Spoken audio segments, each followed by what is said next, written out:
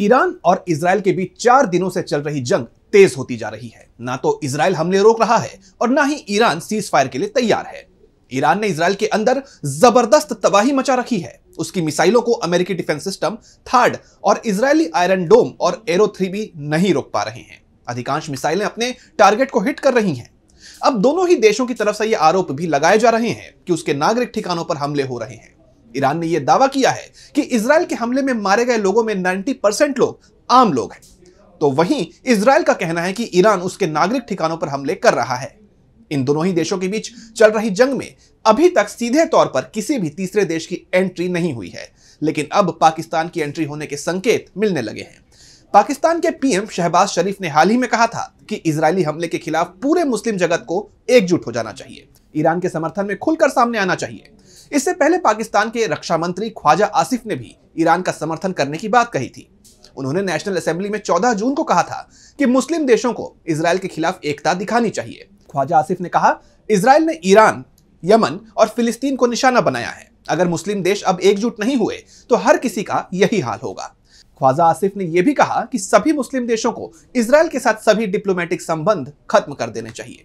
उन्होंने इजराइल के खिलाफ रणनीति बनाने की भी बात कही। और अब एक रिपोर्ट में दावा किया गया है कि पाकिस्तान ने इजराइल को परमाणु हमले की धमकी दे दी है।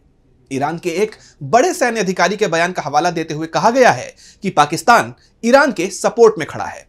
तुर्की टुडे की एक खबर के मुताबिक इस्लामिक रिवॉल्यूशनरी गार्ड कॉर्प्स यानी IRGC के सीनियर जनरल और ईरानी राष्ट्रीय सुरक्षा परिषद के सदस्य मोहसिन रेजाई ने एक इंटरव्यू के दौरान कहा कि पाकिस्तान ने हमें भरोसा दिलाया है कि अगर इजराइल परमाणु मिसाइलों से अटैक करता है तो हम भी उस पर परमाणु हथियारों से हमला करेंगे।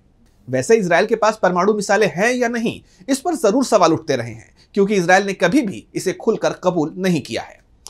ऐसे में अब अगर पाकिस्तान की तरफ से ईरान के साथ इस तरह का कोई समझौता हुआ है तो यह भी माना जा सकता है कि जल्द ही पाकिस्तान की इस युद्ध में एंट्री हो सकती है। और अगर ऐसा होता है, जिसका सबसे ज्यादा खतरा बताया जा रहा है, यानी विश्व युद्ध, उसके शुरू होने की आशंका बढ़ जाएगी। पहले से ही यूक्रेन और रूस के बीच चल रहे युद्ध को लेकर दावे हो रहे हैं कि इस युद्ध में भी कुछ देश शामिल हो सकते हैं, खासतौर पर जिस तरह से यूरोप के तमाम देशों में चेतावनी दी जा रही है। लोगों से जरूरत का सामान इकट्ठा करने को कहा जा रहा है। उसके बाद एक डर पहले से ही दिख रहा है, और अगर अब पश्चिमी एशिया में इसी तरह से जंग का दायरा बढ़ता गया तो जो डर दिखाई दे रहा था वो सच भी साबित हो सकता है। खासतौर पर इजराइल के खिलाफ जिस तरह से मुस्लिम देशों में गुस्सा दिखाई दे रहा है, उसके बाद यह माना जा रहा है कि यह जंग अगर जल्दी नहीं थमी तो फिर इजराइल पर ही यह भारी पड़ सकती है। वैसे पाकिस्तान की तरफ से ईरान के समर्थन में बयान तो दिए जा रहे हैं, लेकिन अभी तक उसकी सरकार की तरफ से साफ नहीं किया गया है कि ईरान की सेना की तरफ से जो दावे किए जा रहे हैं उसमें सच्चाई है या फिर इजराइल पर दबाव बनाने की रणनीति के चलते यह बयान दिया गया है।